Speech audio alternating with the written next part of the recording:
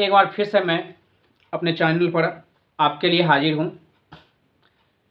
तो मैं पार्ट 2 में 29 तक बना करके छोड़े थे, अभी हम उसके आगे निकल रहे हैं।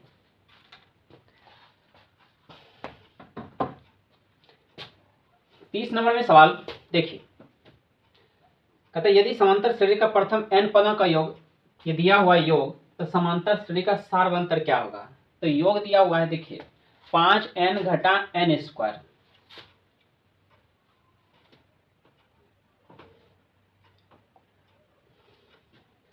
पाँच एन घटा एन स्क्वायर, ये योग दिया हुआ है। इस पर अगर हम एक रखते हैं, 5 गुना 1 घटा 1 का स्क्वायर, तो 5 घटा 1 बराबर 4 होगा। ये प्रथम पद हुआ।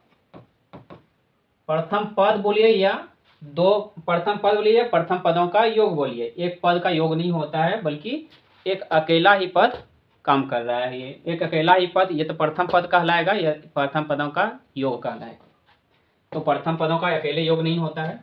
हम दो रखते हैं यहाँ पे, तो अगर हम दो रखेंगे इस पर, तो 5 गुना n के जगह 2 घटा n के जगह 2 का स्क्वायर, तो 5 दूनी 10 घटा 4 हो जाएगा। यह हो गया 6। अब ये हुआ दो पदों का योग, ये हो गया दो पदों का योग। तो दूसरा पद क्या होगा, s2 घटा s1, मतलब s2 मेरा कितना है 6, और ये s1 मेरा कितना है 4। 6 में 4 घटेगा 2, ये हुआ दूसरा पद। तो पहला पद मेरा 4 और दूसरा पद मेरा 2, तो इसको घटाइए, 2 में 4 घटाएंगे तो 2 हो जाएगा, माइनस में यही मेरा डी का मान आएगा, -2 आ गया। चलिए अब 31 नंबर में हम चलते हैं।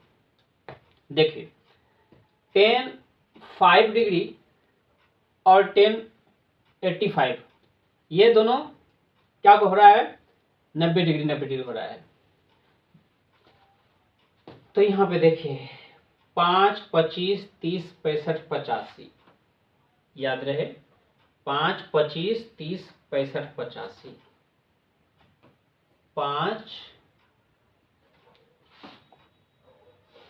5, 25, 30, 5, 25, 30, 5, 25, 30, 65, 85, सब में 10 लगाना है। यह डिग्री है, ठीक है, ऑब्जेक्टिव है, इसलिए सब नॉर्मल रखिएगा। तो ये 10 हो गया, यहाँ भी 10 लगाना है, यहाँ भी 10 है, यहाँ भी 10 है, यहाँ भी 10 है। तो यहाँ पे देखिए 85 और ये दोनों को क्या करेंगे, एक जगह कर देंगे। तो जब एक दूसरे को हम यहाँ पे करेंगे 10, 80,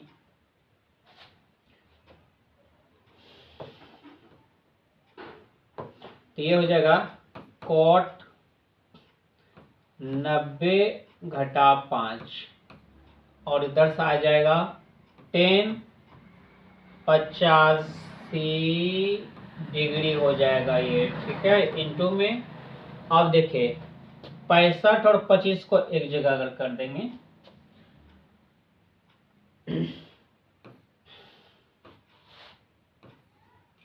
तो यहाँ पे 65 हो गया, तो 10 के बदले हम कोट डाल देते हैं, कॉट 90 घटा 25 डिग्री, और यहाँ पे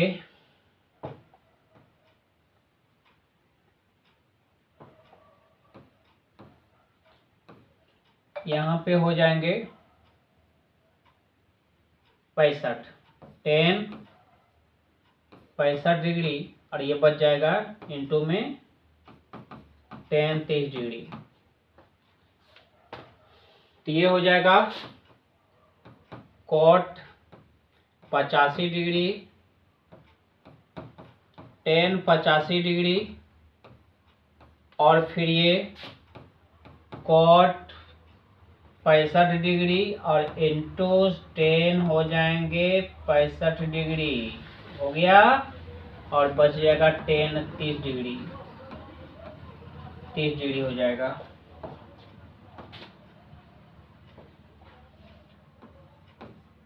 तो देखिए इसका भी मान 1 आ गया गुना इसका भी मान 1 आ गया, यहाँ पे tan 30 डिग्री बच गया।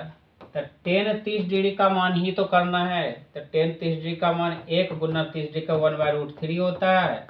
इसको टोटल से गुना कर दीजिए, आ गया 1/√3 आ गया। ऑप्शन देख लीजिए, सी नंबर ऑप्शन आपका सही हो गया।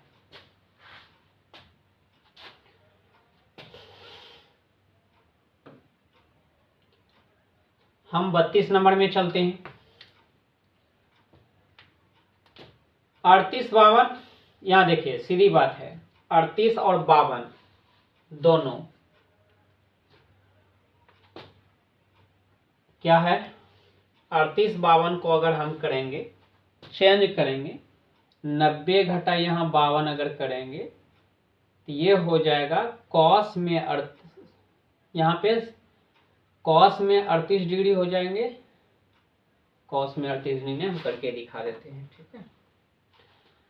कॉस, इधर कॉस कॉस है, इधर साइन साइन है, ठीक है।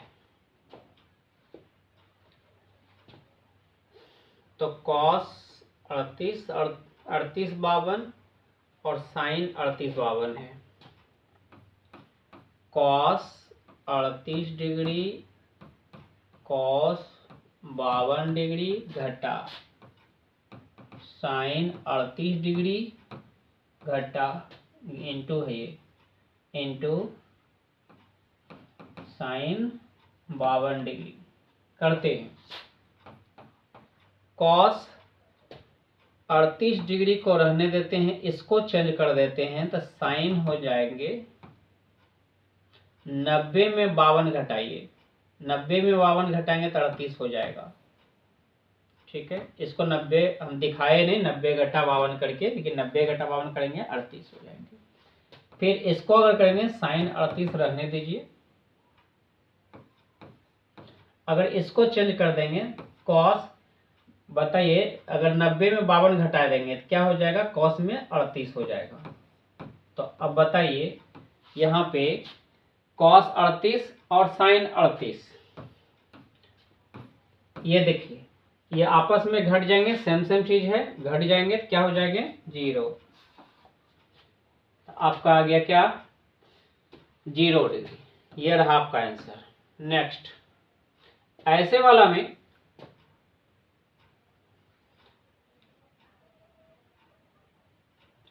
में हम क्या बोले थे कि एक हमेशा क्या होता है, एक आंसर आता है। तो यहाँ पे देखिएगा अगर कॉसेक और सेक है, कॉसेक सेक इसका एक दूसरे का उल्टा होता है। अगर हम 90 में 42 घटाएंगे तो 48 होगा, तो सेक 48 आएगा। तो सेक 48 यहाँ पे देखिए, अगर हम 90 में 42 घटाएंगे ना तो 48 होगा, वो कॉसेक का उल्टा होता है, कॉसेक का उल्टा सेक होता है। सेक 48 बटे सेक 48 हो जाएगा, जो कि आपस में कट जाएंगे। उनके बाद फिर यहाँ पे देखिए 37, ये कॉस 37 डिग्री है, और उसके बाद यहाँ पे साइन 53 डिग्री है। तो 90 में अगर हम 37 घटा देंगे ना तो 53 हो जाएगा, वो साइन का होगा। साइन 53 बटे साइन 53, ये भी एक एक हो जाएगा, कट जाएगा, तो ये इसका हो जाएगा आंसर 1 हो जाएगा। ऐसे केस में जो कि एक दूसरे के उलट हो और 90 डिग्री एक दूसरे से जोड़ करके बनता हो, तो ऐसी परिस्थिति में उसका क्या होगा 1 आता है। हम इसकी बात करते हैं, अल्फा प्लस बीटा का मान क्या है, tan अल्फा प्लस बीटा, और tan अल्फा का मान ये है 1/√3। tan alpha plus beta, tan alpha plus beta बराबर √3। फिर इधर दिया है tan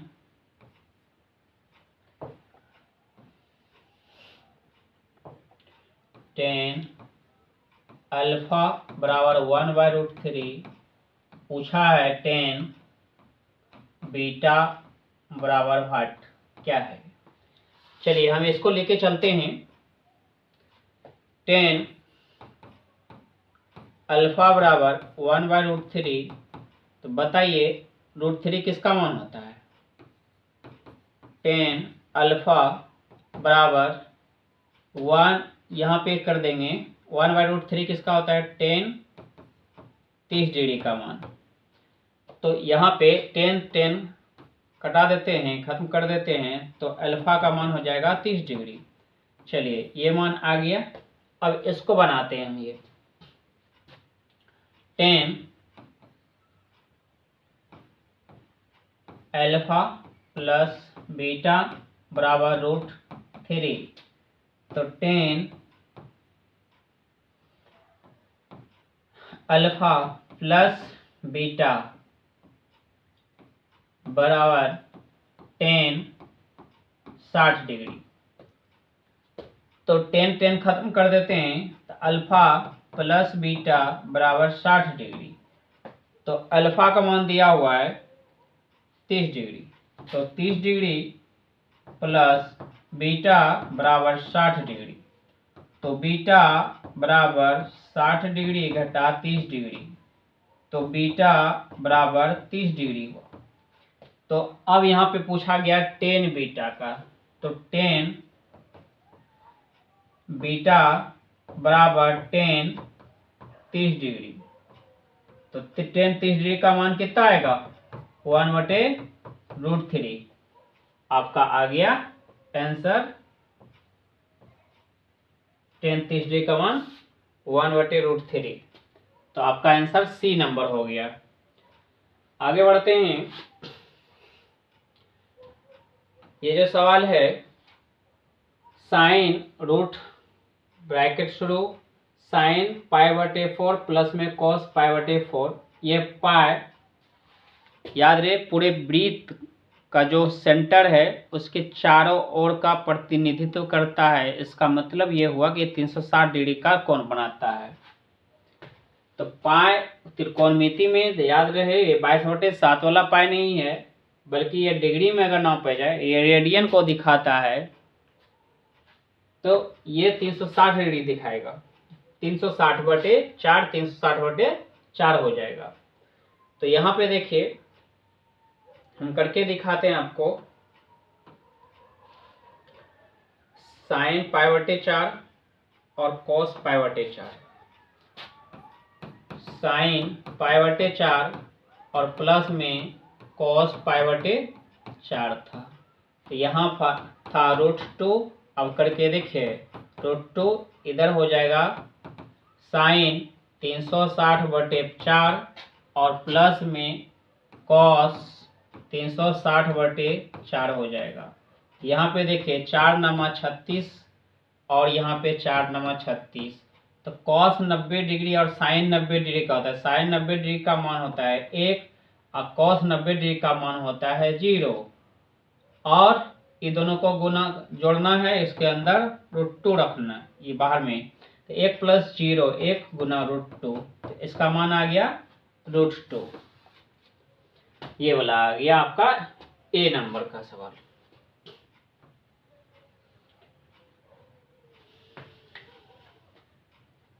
अब नेक्स्ट सवाल देखते हैं।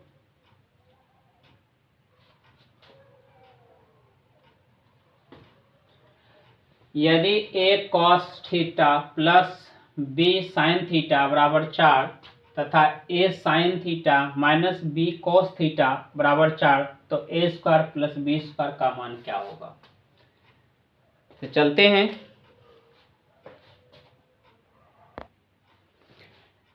तो इसका ये सवाल रहा, तो इसको बनाते हैं हम। दोनों समीकरण को वर्ग करके जोड़ने पर हम करते हैं। ये मान लीजिए फर्स्ट है, ये सेकंड है, और दोनों समीकरण को वर्ग करके जोड़ने पर। तो इसका भी अगर वर्ग करें a cos theta plus b sin theta का स्क्वायर और फिर प्लस में इसका भी स्क्वायर करके इसी में जोड़ देते हैं। a sin theta minus b cos theta, और यहाँ पे 4² और प्लस में 4 स्क्वायर। तो ये हो जाएगा, इस सूत्र पर बैठ जाएगा a प्लस बी का होल स्क्वायर और यहाँ पे a माइनस बी का होल स्क्वायर। तो बैठाइए इसको, तो a square cos square theta, ये हुआ total a square plus B square sine square theta, ये a स्क्वायर हुआ बी स्क्वायर प्लस 2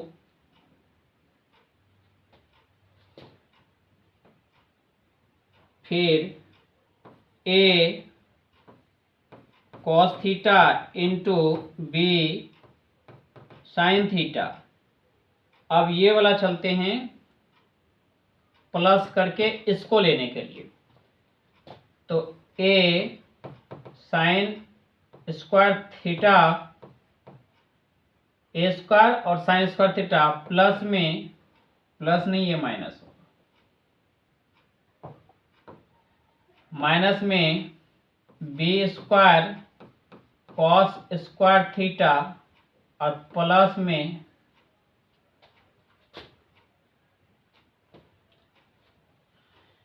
ये प्लस हो जाएगा -2ab 2 गुना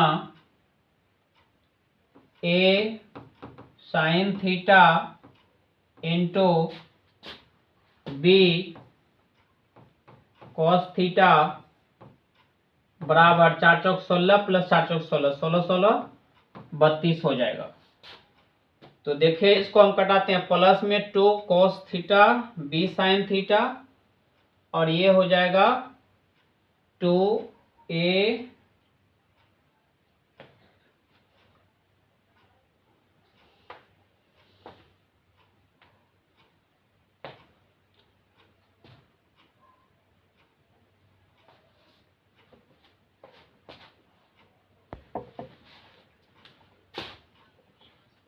और ये हो जाएगा माइनस वाला, ये खत्म हो जाएगा।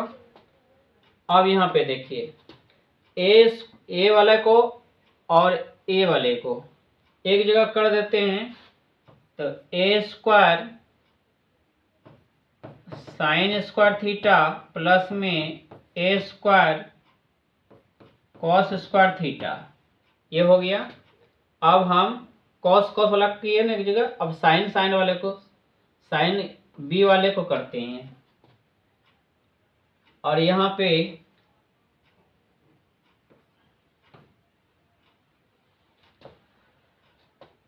B square sine square theta और प्लस में B square cos square theta बराबर 32 करते हैं।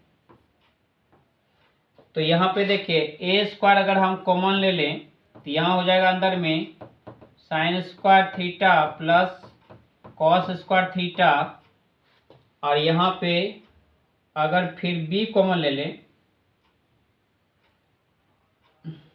सब में प्लस है तो प्लस दीजिए, प्लस बी स्क्वायर और यहाँ हो जाएगा साइन स्क्वायर थीटा प्लस में कॉस स्क्वायर थीटा, यहाँ पे 32 हो जाएगा। तो बताइए इसका मान क्या होगा 1 और इसका भी मान क्या होगा 1, बच गया कौन a square plus B square का मान कितना आएगा 32, तो बचा a square plus B square का मान 32। ये रहा आपका आंसर, यही पूछ रहा था। तो उस सवाल में 32 ऑप्शन तो नहीं है लेकिन 32 इसका आंसर आता है, ठीक है। तो ऐसा कुछ सब जरूरी नहीं है कि ऑप्शन जो है ना सब सही होगा, कभी कभी ऐसा होता है मिस्टेक से हो जाता है। तो हम अगला सवाल में चलते हैं। दो वृत्तों के क्षेत्रफलों का अनुपात x square plus x square अनुपात y स्क्वायर है, तो उनकी त्रिज्याओं का अनुपात क्या होगा। चलते हैं, x स्क्वायर अनुपात y स्क्वायर है। तो मान लीजिए एक त्रिज्या r1 है, एक त्रिज्या r2 है और इसके क्षेत्रफलों का अनुपात क्या है इस टाइप से है। तो हम पाई r1 का स्क्वायर करके पाई r2 का स्क्वायर कर दूं, फिर बराबर करूं एक्स स्क्वायर और बटे वाई स्क्वायर कर दो। पाई पाई कैंसिल हो गया यहाँ पे, तो यहाँ पे R1 बटे R2 करके हम इसका स्क्वायर टोटल पर कर सकते हैं, और यहाँ भी क्या कर सकते हैं, x बटे वाई करके टोटल पर स्क्वायर कर सकते हैं। तो स्क्वायर स्क्वायर तो कट गया, तो बचेगा R1 बटे R2 और यहाँ x बटे y। इसका मतलब R1 अनुपात R2 बराबर x अनुपात y। ये रहा आंसर आपका, x अनुपात y हो गया। x अनुपात y याद रहे, ये नहीं y अनुपात x नहीं, x अनुपात y। देखिए, किसी वृत्त का क्षेत्रफल 49 पाई वर्ग सेंटीमीटर है, तो उसका व्यास क्या होगा। वृत्त का क्षेत्रफल 49 पाई, तो व्यास पूछा है। 49 पाई है वृत्त का क्षेत्रफल, तो पाई आर स्क्वायर, वृत्त का क्षेत्रफल तो यही होता है, तो आर स्क्वायर बराबर 49 पाई बटे पाई, पाई पाई कैंसिल हो गया, आर बराबर रूट के अंदर 49 और ये हो जाएगा आपका 7। तो उसका व्यास खोजता है, त्रिज्या का 2 गुना होता है, तो 14 हो गया इसका, ये वाला रहा। अब हम 39 बनाते हैं। 5 चक्रों में 14 सेंटीमीटर त्रिज्या वाला पहिया के द्वारा तय की गई दूरी कितना होगा। तो देखिए 5 चक्कर में कहता है और 14 सेंटीमीटर त्रिज्या है, तो त्रिज्या r बराबर 14 cm है, तो पहिए का एक चक्कर की दूरी, देखिए 2 पाई r, ये परिधि कहलाता है। 2 गुना 22 बटे 7 गुना r का वैल्यू 14, तो 7 दूनी 14, तो बताइए 22 2 दूनी 4, 22 चौके 88 cm हो गया। इसको 5 चक्कर बोलता है, 5 से गुना कर दीजिए इसको, एक चक्कर में 88 cm निकला, उसके बाद 5 से गुना कर देंगे, 5 8 40, 5 8 40 4 44, ये हो गया आपका 440 सेंटीमीटर। ये रहा आंसर आपका बी नंबर। एक वृत्त का क्षेत्रफल एवं एक वर्ग का क्षेत्रफल बराबर है, तो उनके ये परिधियों बोलता है, परिस्थितियों नहीं, परिधियों अर्थात परिमाप, तो उसका अनुपात क्या होगा। तो एक वृत्त का क्षेत्रफल एवं एक वर्ग का क्षेत्रफल बराबर है। वृत्त का क्षेत्रफल पाई आर स्क्वायर होता है, वर्ग का क्षेत्रफल ए स्क्वायर होता है। तो यहाँ ए के रूप में त्रिज्या जैसे यहाँ मिला, यहाँ पे ए मिला, तो यहाँ पे क्या हो जाएगा, तो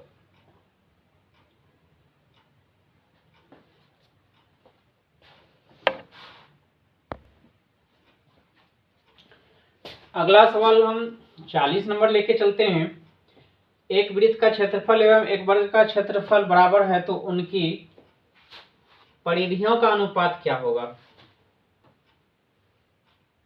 तो वृत्त का क्षेत्रफल और वर्ग का क्षेत्रफल, वृत्त का क्षेत्रफल होता है पाई आर स्क्वायर, वर्ग का क्षेत्रफल होता है ए स्क्वायर, यानी भुजा का स्क्वायर। अगर इसको हम बराबर कर दें, तो यहां हो जाएगा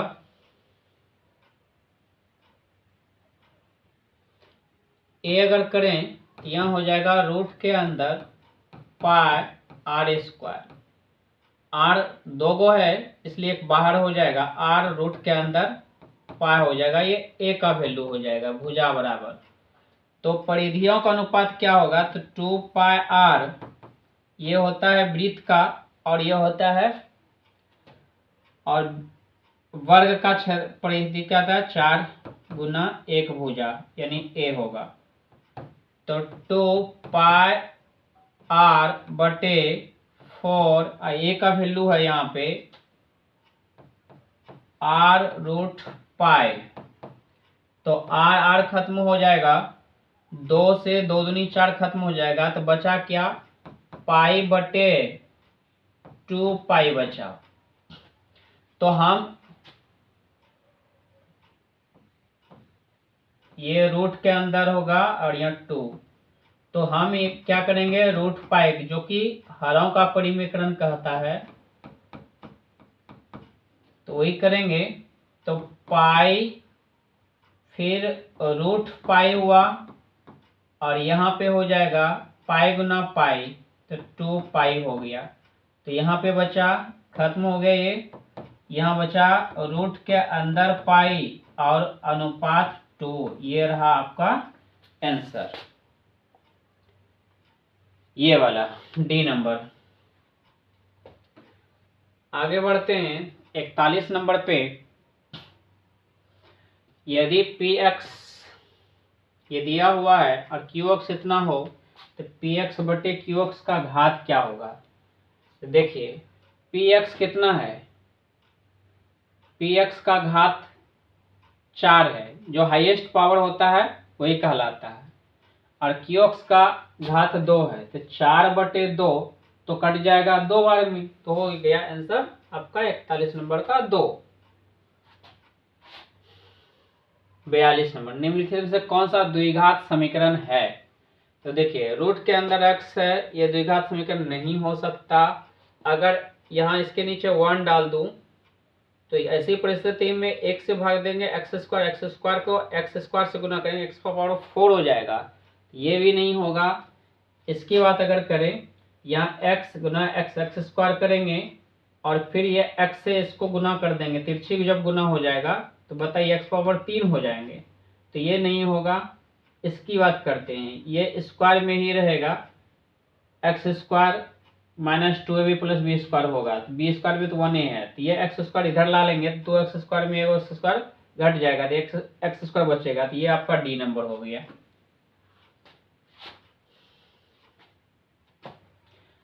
फिर यहाँ कहता है यदि द्विघात समीकरण x square plus 2kx plus 4 बराबर 0 का एक मूल 2 है, तो जब मूल 2 है तो k का मान ज्ञात कीजिए।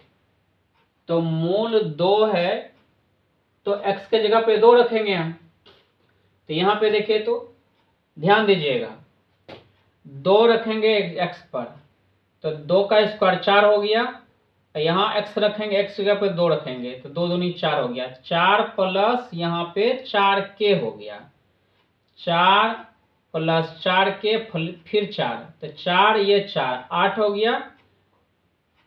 देखिए हम यहाँ करके दिखाते हैं, इससे भी दिक्कत हो जाएगी।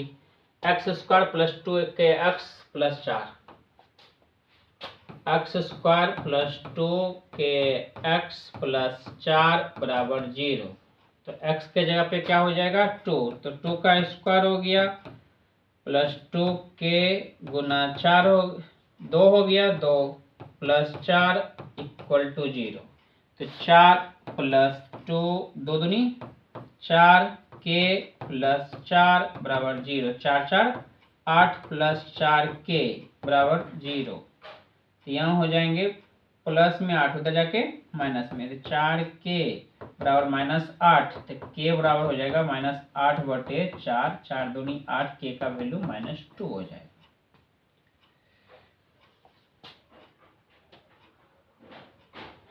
यहाँ पे आ गया आपका आंसर, k का वैल्यू -2। 44 नंबर चलते हैं। यदि x plus 3 ax square plus x plus 1 का एक गुणनखंड है तो a का वैल्यू क्या होगा। देखिए इसका गुणनखंड ये है, तो इसका शून्य कितना होगा, x प्लस 3 बराबर 0 अगर करेंगे तो हो जाएगा -3, 3 उधर जाकर के -3 हो जाएगा, तो हम x के जगह पर यहाँ पे -3 रख देंगे। ax square plus x plus 1, ax square plus x plus 1, तो यहाँ पे हम क्या करेंगे इक्वल टू 0, यहाँ पे एक गुणनखंड क्या था, x प्लस 3 था, x प्लस 3 ही था ना, हाँ x प्लस 3 ही था, एक x a x square plus x a x square plus x plus 1 बराबर 0। इसका गुणनखंड x प्लस 3 है। तो यहाँ पे इसका शून्यक, यहाँ पे अगर 0 दे देंगे तो x बराबर -3 हो जाएगा शून्यक। तो a गुना -3 का स्क्वायर प्लस में -3 प्लस 1 बराबर 0। तो यहाँ हो जाएगा a 9a 3 तिया 9 हो जाएगा प्लस माइनस माइनस 3 प्लस 1 बराबर 0। तो यहाँ पे देखिए -2 रहेगा, 9a बराबर 0। तो 9a बराबर 2, a बराबर 2/9। तो ये हो गया a का वैल्यू 2/9। ये रहा आंसर आपका। p के किस मान के लिए द्विघात समीकरण इतना के मूल वास्तविक एवं समान है? देखिए समान अगर है तो d बराबर 0 होगा।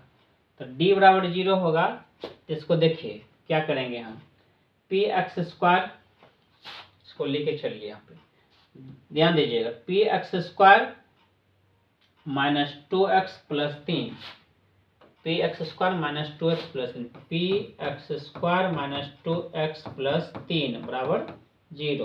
तो d बराबर 0 है ना, इसका d बराबर क्या है 0, क्योंकि मूल बराबर है। d बराबर 0 है तो क्या होगा, बी स्क्वायर माइनस 4ac बराबर 0। b मेरा -2 है, इसका स्क्वायर -4 गुना AP गुना c मेरा 3 बराबर 0। तो 4 घटा 4 तिया 12p बराबर 0। तो यहाँ हो जाएंगे ये -12p, उधर जाके प्लस कर देते हैं, 4 बराबर 12p। तो p बराबर हो जाएंगे 4/12, 4 का 4 है, 4 तिया 12, 1/3 हो गया आपका आंसर। ये रहा आपका आंसर 1/3। तो यहाँ पे देखना है इसका मूलों की प्रकृति क्या होगी। तो 6x square minus 3x plus 5, 6x square minus 3x plus 5, 6x square minus 3x plus 5 equal to 0। तो d का वैल्यू निकालिए इसका। तो क्या हो जाएगा, d का value B square minus 4ac,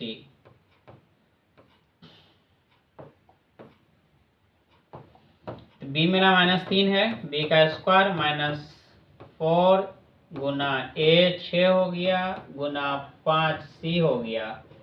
तो हो गया क्या, 3 तिया 9 घटा 4 6 24 पंचे 120, 120 में 9 घटाएंगे 111 हो जाएंगे, माइनस में, जो कि मूल वास्तविक नहीं है।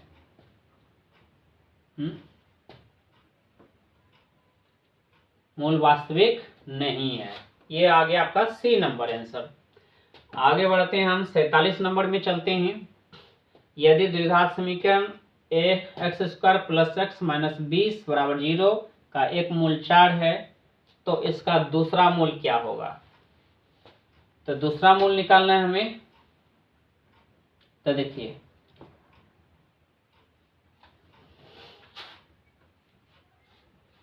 ऐसे, देखिए इनमें से कोई एक होगा तो आप इनमें से ये मान जो है ना बैठा करके देख सकते हैं कि इसके किसको रखने के बाद 0 आता है। जैसे 5 रखेंगे, 25 5 30, 30 में 20 घटाएंगे 10, ये 10 नहीं है। अच्छा, -4 रखेंगे, -4 का स्क्वायर करेंगे 16, और फिर 4 यहाँ रखेंगे, 16 20 घटा 20 0। इसी से आ गया आंसर, दूसरे को चेक करने की जरूरत नहीं है। हम यहाँ पे 48 नंबर में जाते हैं। तो यदि द्विघात समीकरण x square plus 6x plus 5 बराबर 0 का मूल अल्फा प्लस बीटा हो तो इसका मान क्या होगा? Alpha square plus beta square का मान क्या होगा? तो इस पर हम चलते हैं।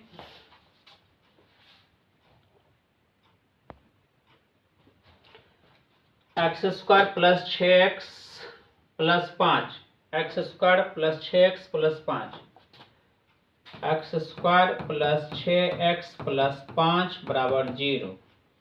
तो अल्फा का स्क्वायर प्लस बीटा का स्क्वायर चाहिए। तो ये इसका सूत्र होता है अल्फा प्लस बीटा का whole square minus 2 into alpha into beta. तो देखिए, तो तो यहाँ पे हो जाएगा शून्यकों का योगफल। शून्यकों का योगफल क्या होगा? -b/a। तो -b या 6 है तो -6/a मतलब 1, इसका स्क्वायर कर देंगे और घटा 2 c/a होगा आपकी बार, अल्फा इंटू बीटा का मान यानी शून्यकों का गुणनफल, तो 5/1 तो 36 हो जाएगा, घटा 5 दूनी 10 हो जाएगा, 36 घटा 10, 36 घटा 10 कितना हो जाएगा? 26। ये रहा आपका आंसर 26। सी नंबर। अब द्विघात समीकरण इतना बराबर p बराबर नहीं है 0 के समान, तो इसका मूल क्या होगा? तो इसका सूत्र निकालने का होता है -b, मूल निकालने का सूत्र होता है -b प्लस माइनस √d/2 है, px² minus qx plus r बराबर 0। तो इसका हो जाएगा -b, तो -b का वैल्यू q है, -b, उसके बाद प्लस माइनस रूट के अंडर d हो जाएगा, d का वैल्यू क्या होगा? -b² यानी b² हो जाएगा। तो b मेरा क्या है? -b² माइनस 4, a मेरा p है और c मेरा r है, और बटे 2 a का वैल्यू p है। तो माइनस माइनस प्लस हो जाएंगे, ये q हो जाएगा प्लस में, और फिर प्लस माइनस q का स्क्वायर करेंगे तो प्लस खत्म हो जाएगा, ये रहा, और माइनस में 4pr और ये अंडर में हो जाएंगे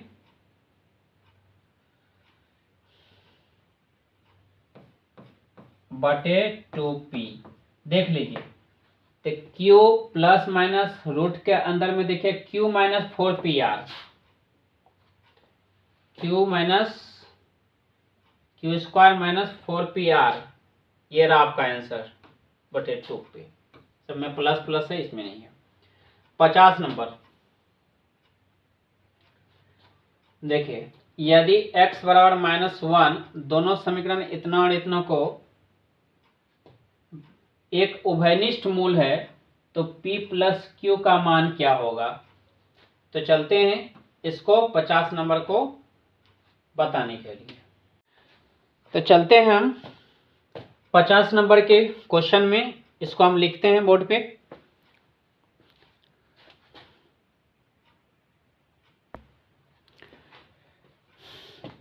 ये रहा सवाल। तो x के जगह पे हम क्या रखेंगे? 1, तो 2 गुना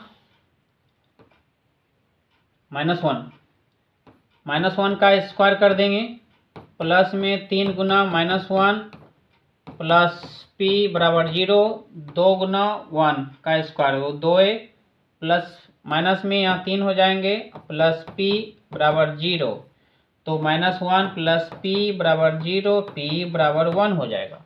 यहाँ पे q -1 का स्क्वायर कर देंगे, -q गुना -1 प्लस 4 बराबर 0 हो जाएगा।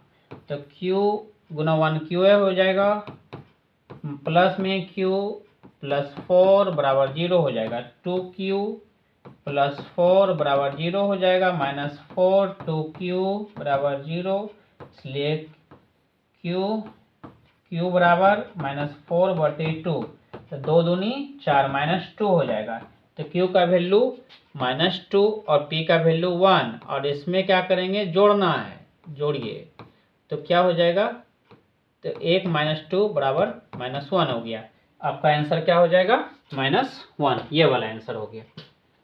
अब ये परिमेय अपरिमेय है क्या? देखिए, रूट के अंदर से बाहर हो जाएंगे, रूट के अंदर के बाहर हो जाएंगे, 3 बटे ये हो जाएंगे 8/9, और ये 16 का वर्गमूल 4/3 हो जाएंगे। ये आपस में भिन्न का जोड़ करेंगे तो ये भिन्न में ही रह जाएगा, जिसको अपरिमेय संख्या कहेंगे हम।